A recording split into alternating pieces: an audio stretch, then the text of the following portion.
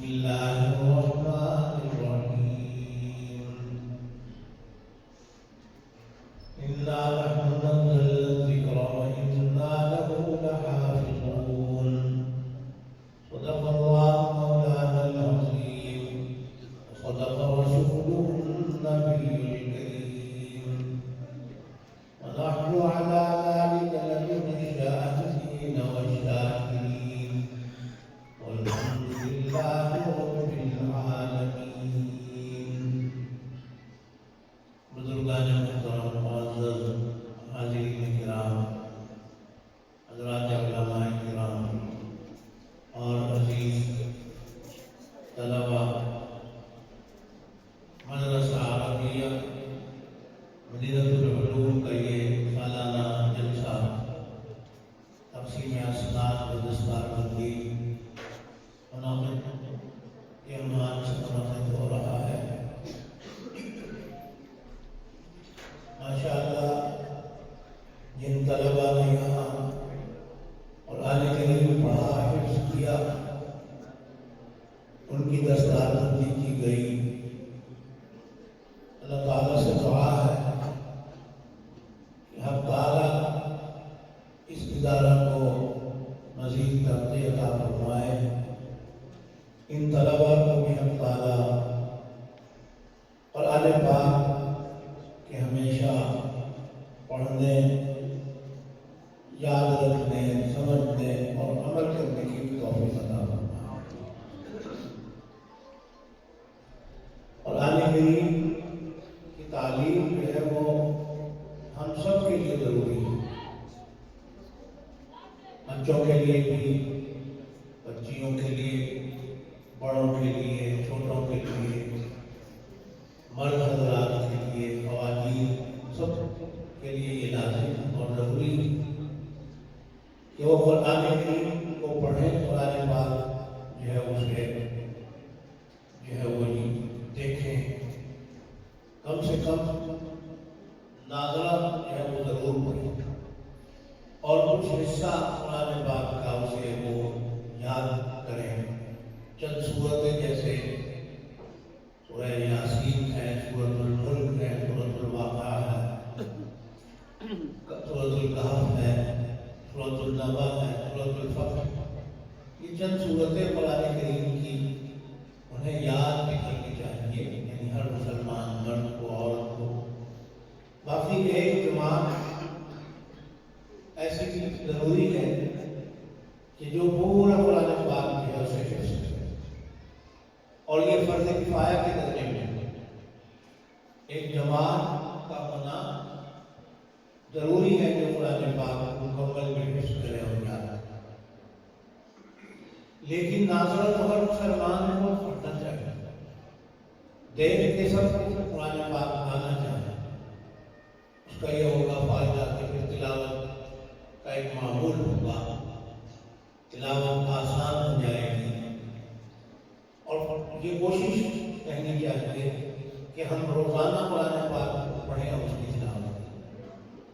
قرآن پاک کے جو حافظ حفاظ ہیں قرآن کریم کے، ان کے لیے تو تلاوت آسان ہے، اس لیے کہ انہیں قرآن پاک یاد ہے۔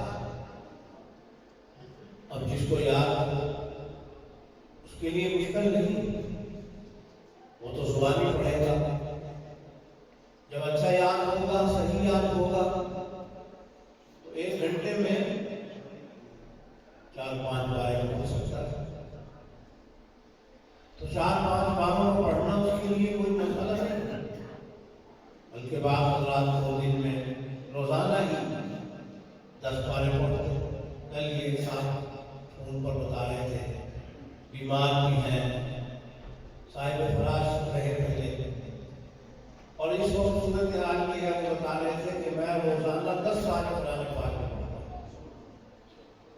ہمارے بزرگوں میں حضرت شیخ مولانا سلیم اللہ خان صاحب، سابق صدر الوفاق مدارس عربیہ پاکستان، حضرت کا یہ معمول رہا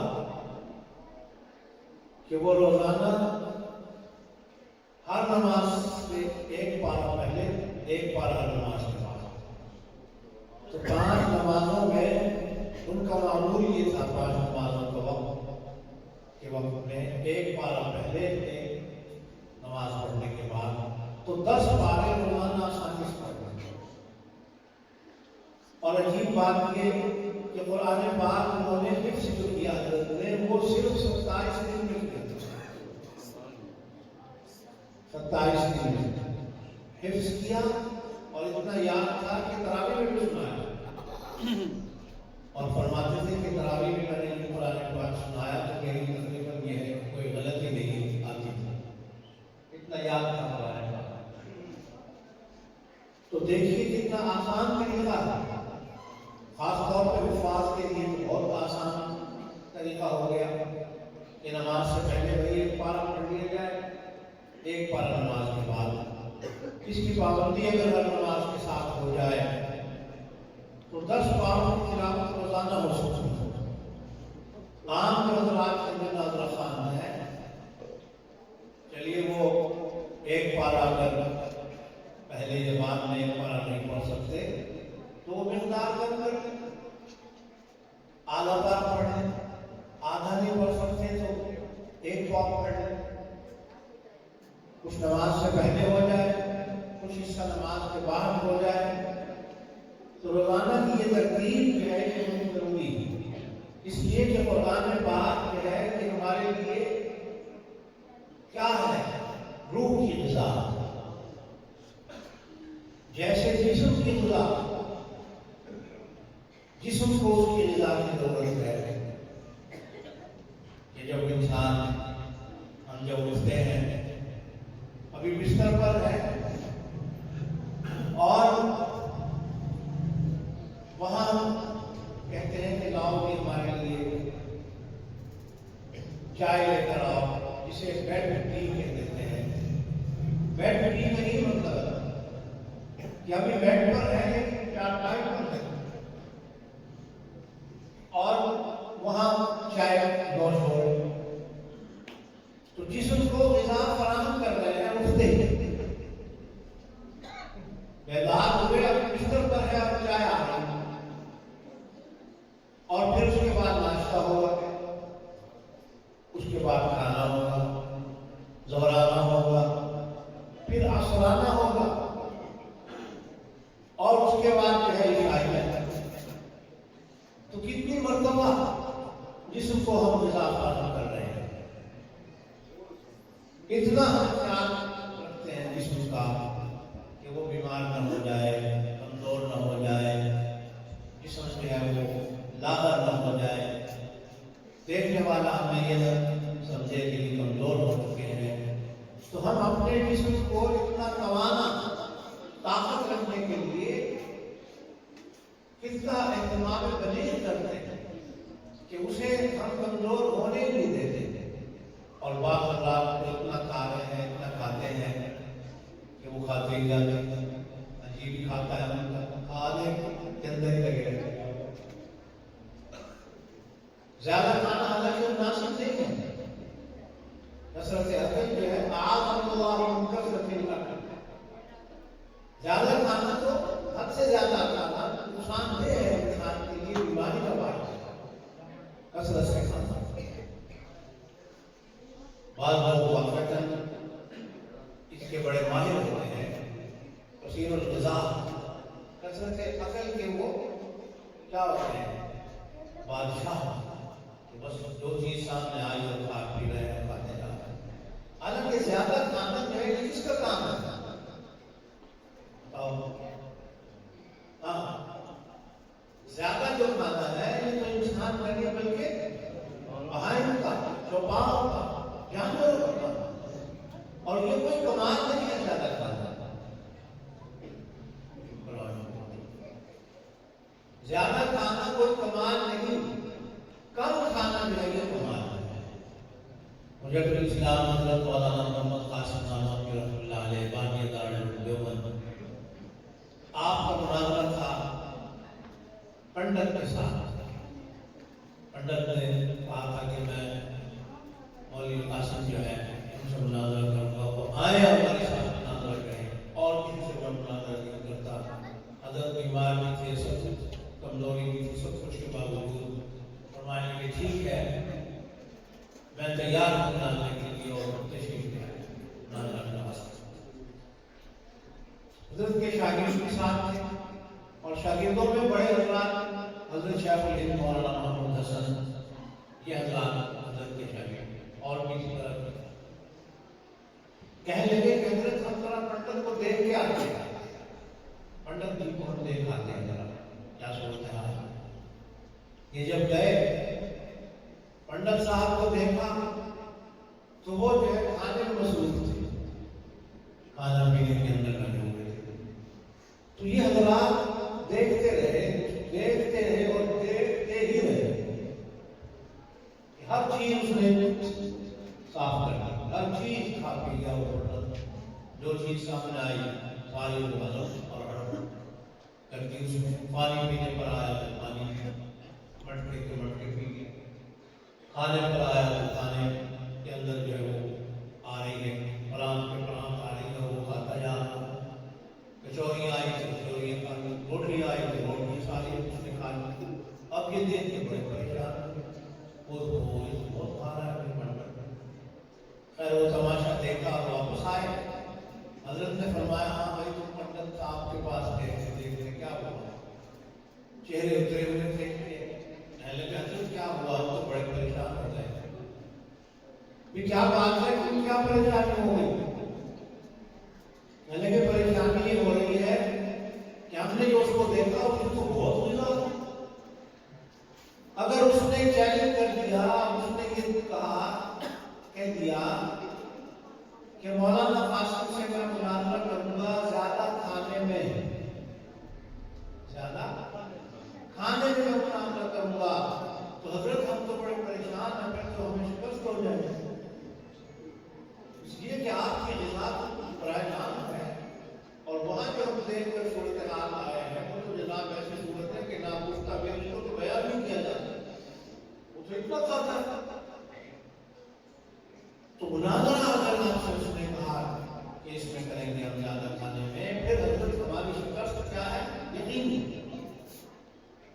حضرت قاسم مولانا قاسم رحمۃ اللہ علیہ نے جواب میں فرمایا کہ تم عجیب آدمی ہو، کیا عجیب بات کہہ رہے ہیں، زیادہ کھانا تو کمال، مناظرہ ہوتا ہے کمالات کے اندر، اور زیادہ کھانا کوئی کمال نہیں ہے، تو کس کا کھانا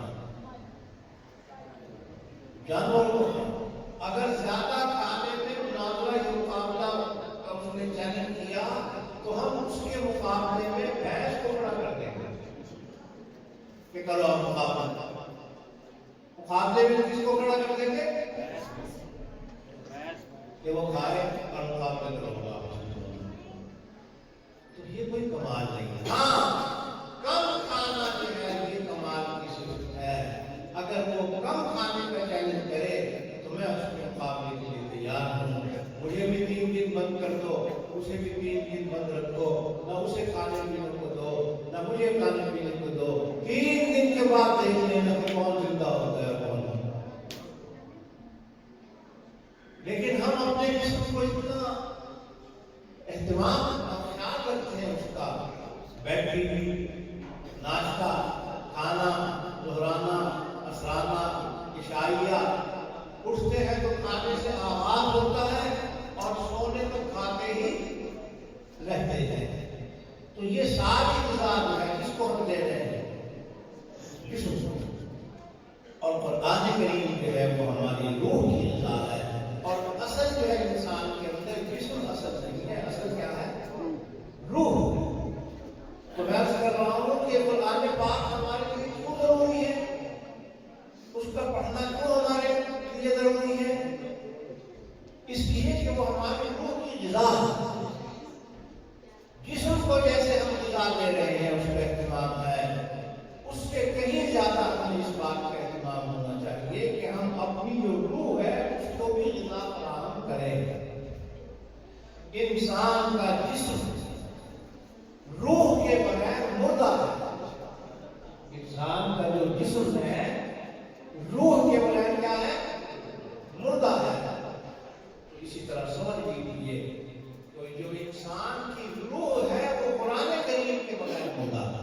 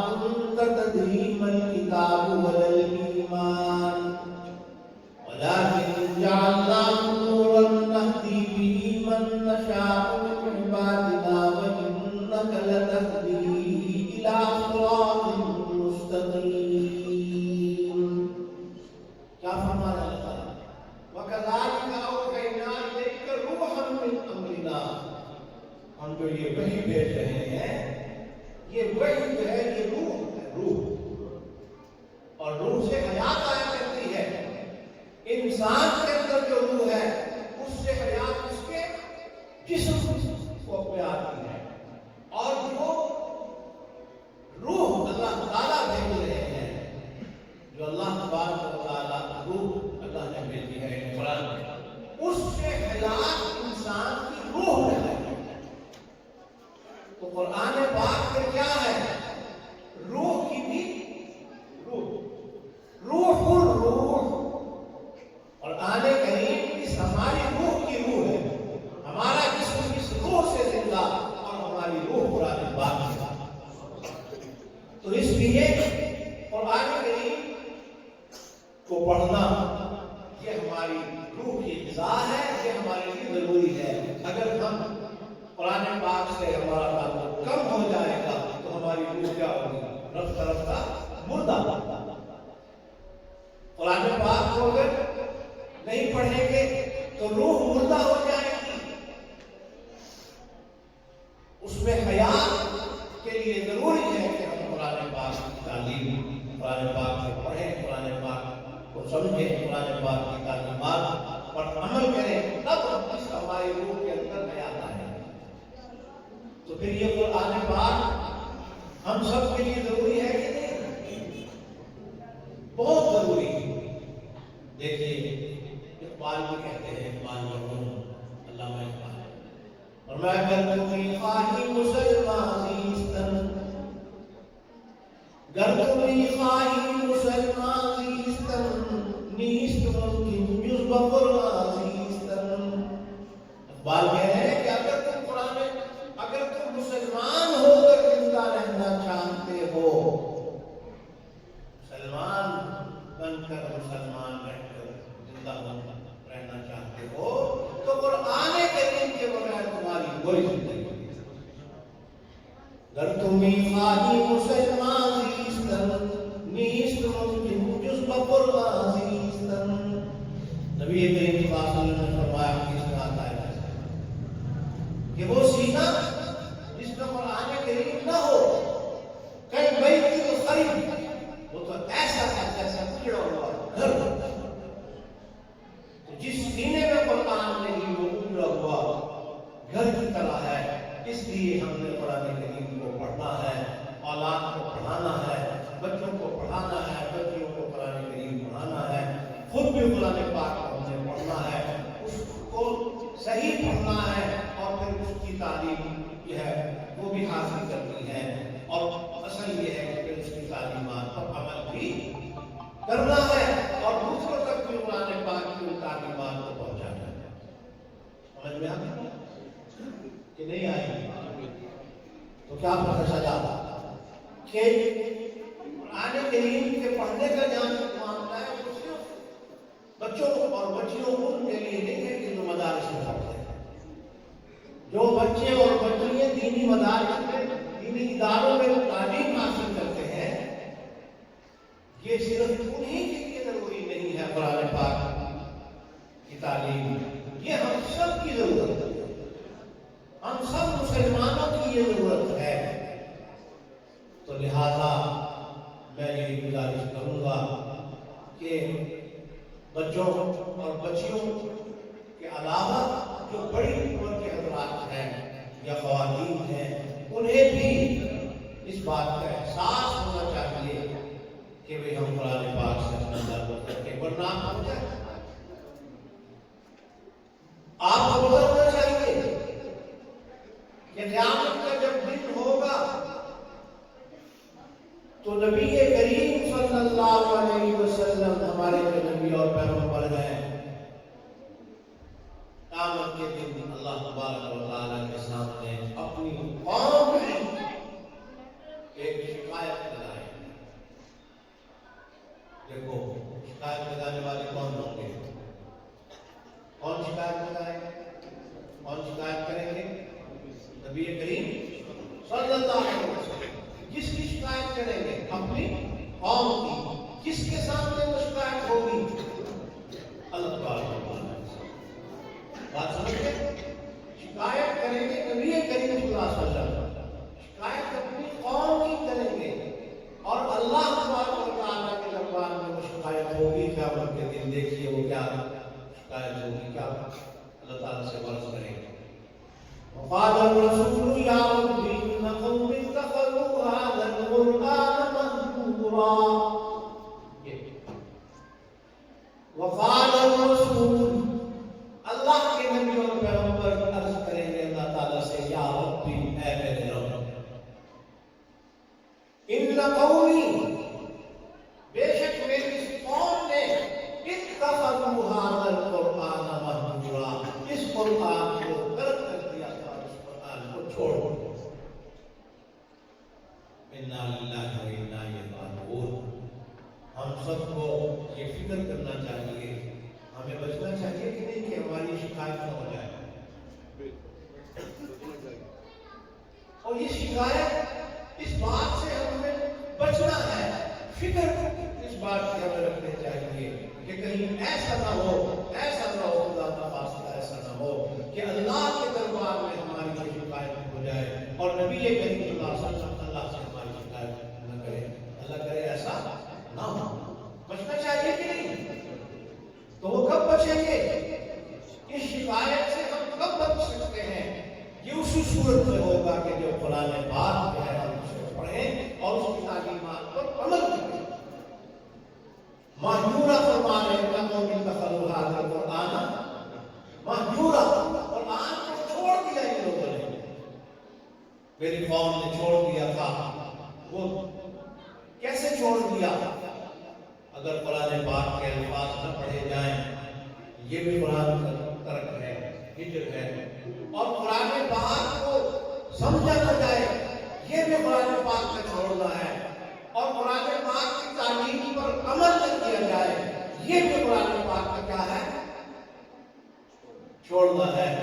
تو اس لیے اگر کوئی قرآن پاک الفاظ نہیں پڑھتا، قرآن پاک کو سمجھنا سیکھتا نہیں ہے، قرآن کریم میں جو تعلیمات ہیں ان پر عمل نہیں کرتا، یہ ساری کی ساری باتیں شکایت کے قابل ہیں، یہ باعث شکایت ہے۔ تو اگر ہم یہ چاہتے ہیں کہ ہماری شکایت نہ کریں نبی کریم صلی اللہ علیہ وسلم اللہ تعالیٰ کے دربار میں قیامت کے دن، تو پھر اس قوم کو، یعنی امت مسلمہ، اس قوم کو جو قرآن پاک کے الفاظ بھی پڑھنے ہوں گے، قرآن پاک کے معانی بھی سیکھنے ہوں گے، قرآن پاک کی تعلیمات پر عمل بھی کرنا ہوگا، تب یہ قوم شکایت سے بچ سکتی ہے۔ وگرنہ خطرہ ہے، شدید خطرہ اس بات کا ہے کہ کہیں قیامت کے دن نبی کریم صلی اللہ علیہ وسلم جو ہے اللہ کے ہاں شکایت سے فرمانا۔ اور آپ ہم سب اس بات کو بخوبی جانتے بھی ہیں، سمجھتے بھی ہیں کہ خدا نخواستہ اگر رسول اللہ صلی اللہ علیہ وسلم نے شکایت کر دی تو کیا پھر وہ جس کی شکایت ہوگی وہ بچ جائے گا؟ آپ سمجھ نہیں رہے گا۔ اور جس کی شکایت اللہ کے نبی کرے، جس کی شکایت نبی کریم صلی اللہ علیہ وسلم، اللہ تعالیٰ کے نبی اور تمام انبیاء کے نبی، نبی الانبیاء، اول الانبیاء و آخر الانبیاء، اتنی بڑی ہستی شکایت کرنے والی ہو، جس کی شکایت نبی کریم صلی اللہ علیہ وسلم کرے اور کرے بھی اللہ تبارک و تعالیٰ سے آپ شکایت کرنے والے ہوں، تو جس کی شکایت ہوگی آپ کا کیا خیال ہے؟ وہ کامیاب ہو جائے گا؟ بولو نا، کامیاب ہوگا؟ وہ تو ہلاک ہوگا، اس کے لیے تو تباہی ہے، اس کے لیے بربادی ہے۔ تو یہ شکایت کس کی آپ کریں گے؟ انہی لوگوں کی شکایت کریں گے جنہوں نے قرآن کو ترک، قرآن پاک کے الفاظ بھی انہوں نے ترک کر دیے، ان کو نہیں پڑھ رہے صحیح طور پر، اور نہ قرآن پاک کے الفاظ انہوں نے سیکھے ہیں، اور نہ ہی قرآن پاک کی تعلیمات پر گئے ان کا عمل ہے۔ اب ایسے لوگوں کی شکایت وہاں پر ہوگی اور ظاہر ہے کہ وہ بچ نہیں سکتے۔ تو اس بات سے بھی ہم نے بچنا ہے اور فکر کرنا ہے کہ کہیں اللہ کے دربار میں رسول اللہ صلی اللہ علیہ وسلم شکایت نہ کریں۔ اور پھر دیکھیے قرآن کریم میں اللہ تعالیٰ نے کیا فرمایا کہ جو لوگ قرآن پاک سے اعراض کرتے ہیں ان کا حشر قیامت میں کیا ہوگا؟ جو اس کی تعلیمات کو چھوڑ دیتے ہیں یا انکار ہی کر دیتے ہیں، نعوذ باللہ، ایسے لوگوں کا حشر قیامت میں کیا ہے؟ وَمَنْ أَعْرَضَ عَنْ ذِكْرِي فَإِنَّ لَهُ مَعِيشَةً ضَنْكًا،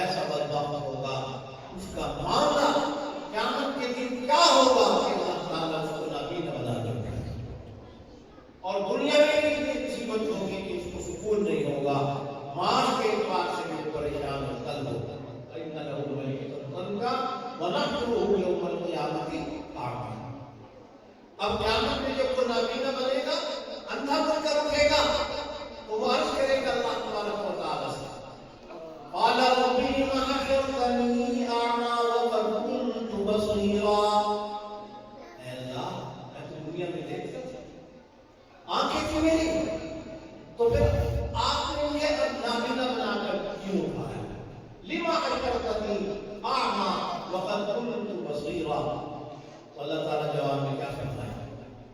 قال كذلك أتتك آياتنا فنسيتها وكذلك اليوم تنسى. یہ اللہ تعالیٰ جواب میں فرمائیں گے میری آیت تیرے پاس آئی تو نے ان کو بھلا دیا. ایمان میں تم اس پر لائے اور تعلیمات پر تم نے عمل نہیں کیا، انکار کیا.